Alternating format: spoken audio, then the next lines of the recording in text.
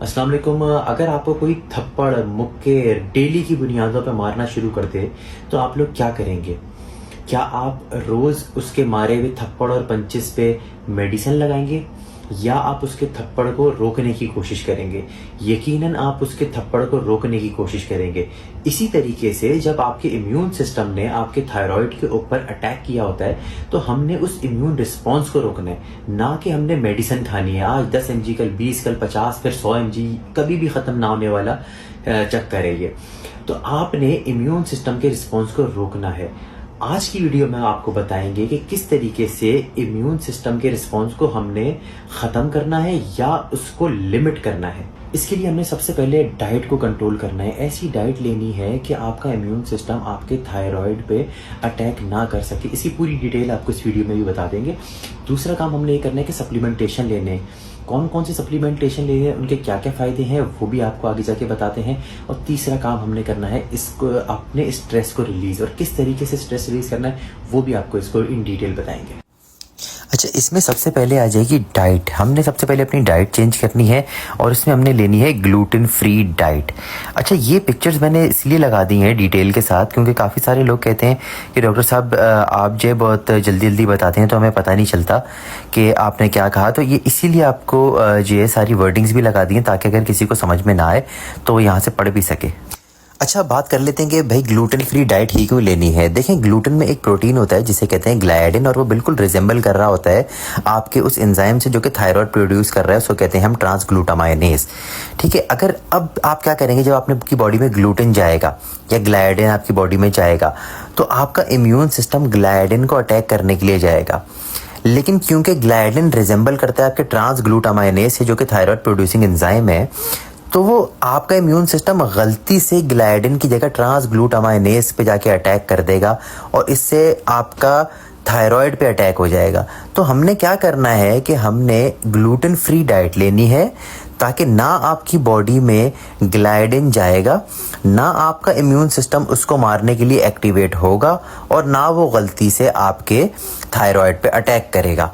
तो इसीलिए आपने ग्लूटेन फ्री डाइट लेनी है ताकि आप इस चीज़ से बच सकें। अब बात कर लेते हैं सप्लीमेंट्स हमने कौन से लेने हैं। देखें, सप्लीमेंट्स की जब हम बात करें तो selenium top of the line आता है और सेलेनियम आपके थायराइड ग्लैंड के लिए बहुत इंपॉर्टेंट है। और रिसर्च ने ये साबित किया हुआ है कि 200 माइक्रोग्राम ऑफ सेलेनियम अगर आप रोज़ लेंगे तो वो सिर्फ आपके सिम्टम को इम्प्रूव नहीं करेगा बल्कि आपकी जो थायराइड एंटीबॉडीज़ हैं उनको भी कम करेगा। अच्छा, अब आपने क्या करना है कि आपने जाके अपना ब्लड टेस्ट करवाना है। ठीक है, उसमें चेक करवाने का आपका सेलेनियम कितना है और उस हिसाब से फिर आपने, अगर तो कम आता है तो आपने फिर सेलेनियम 200 माइक्रोग्राम आपने डेली लेना है। सेलेनियम की जो नेचुरल सोर्स है वो है ब्राज़ील नट्स। अगर आप ब्राज़ील नट को 2 से 3 ब्राज़ील नट को डेली कंज्यूम करते हैं तो वो आपकी सेलेनियम की रिक्वायरमेंट को पूरा कर सकते हैं। तो अगर आप चाहें तो ये ब्राज़ील नट्स को भी आप कंज्यूम कर सकते हैं, ये आपको इजीली अवेलेबल हो जाएंगे। आप कहीं पे भी ऑनलाइन सर्च करेंगे ब्राज़ील नट तो आपको इजीली मिल जाएंगे। अच्छा, इसके अलावा जो सप्लीमेंटेशन है उसमें आ जाएगी vitamin D, vitamin B12, magnesium and iron. ये 4 चीज़ें हैं जो कि आपने लेनी है और रिसर्च में ये प्रूव हो चुका है कि ये 4 चीज़ें अगर आप लेंगे तो ये आपके थायराइड के सिम्टम्स को भी कम करेंगी और इसके अलावा जो एंटीबॉडीज़ हैं उसको भी कम करती हैं। इसलिए आपने अपने विटामिन लेवल को चेक करवाना है। Vitamin D, vitamin B12, iron वगैरह आपने चेक करवा के रखना है। अगर तो आपके कम है तो आपने इनकी भी सप्लीमेंटेशन लेनी है। अच्छा, इसके अलावा कुछ नेचुरल सब्सटेंसेस हैं जो कि आपके थायराइड के लिए बहुत इंपॉर्टेंट हैं, जिसके अंदर टॉप ऑफ द लाइन आ जाता है टर्मेरिक, जिसे हम हल्दी कहते हैं। इसके अंदर येलो पिगमेंट होता है जिसे हम करक्यूमिन कहते हैं और उसकी बहुत अच्छे एंटीऑक्सीडेंट, एंटी इन्फ्लेमेटरी इफेक्ट्स होते हैं और रिसर्च ने ये प्रूव किया हुआ है कि ये आपके थायराइड ग्लैंड को प्रोटेक्ट करता है। नेक्स्ट जो नेचुरल सब्सटेंस है उसका नाम है ब्लैक क्यूमिन सीड ऑयल, जिसे हम काला जीरा भी कहते हैं। इसके ऊपर भी रिसर्च हुई है और आधे पेशेंट्स को ब्लैक क्यूमिन सीड ऑयल दिया गया था, आधे के नहीं दिया गया था। तो जिनको दिया गया था उनके अंदर एंटीबॉडीज़ भी कम थी और थायराइड स्टिमुलेटिंग हार्मोन भी कम पाया गया है। और ज़्यादातर जो रिसर्च है वो 1 ग्राम पर हुई है, यानी डोज जो होगी उसकी 1 ग्राम होगी। तो अगर आपके पास black cumin seed oil available नहीं है तो आप काले जीरे को वैसे भी अपने इस्तेमाल में ले सकते हैं। अब एक बहुत ज़रूरी चीज़ जो कि है स्ट्रेस। अगर आपने अपनी बीमारी से जान छुड़वानी है तो आपको स्ट्रेस से बिल्कुल दूर रहना है, चाहे वो फिजियोलॉजिकल हो या साइकोलॉजिकल हो। आपने हर किस्म के स्ट्रेस से दूर रहना है, क्योंकि वो जाके डायरेक्टली आपके इम्यून सिस्टम को अफेक्ट करेगी। और आपको पता है कि ये ऑटो इम्यून डिजीज़ है आपकी, हैशिमोटो थायराइडाइटिस। तो अगर आप अपने इम्यून सिस्टम के साथ खेलेंगे या मजाक करेंगे तो वो आपके साथ डबल मजाक करेगा। तो आपने अपने इम्यून सिस्टम को बिल्कुल भी एक्टिवेट नहीं करना और कोई ऐसा काम नहीं करना जिससे आपका इम्यून सिस्टम अफेक्ट हो।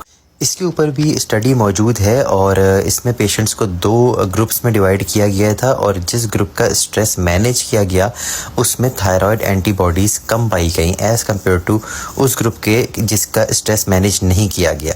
तो स्ट्रेस से तो आपने लाजमी जान छुड़ानी है। आई होप ये वीडियो आपको अच्छी लगी होगी। इन सब चीज़ों पे आप अमल करें और हेल्दी रहें और खुश रहें।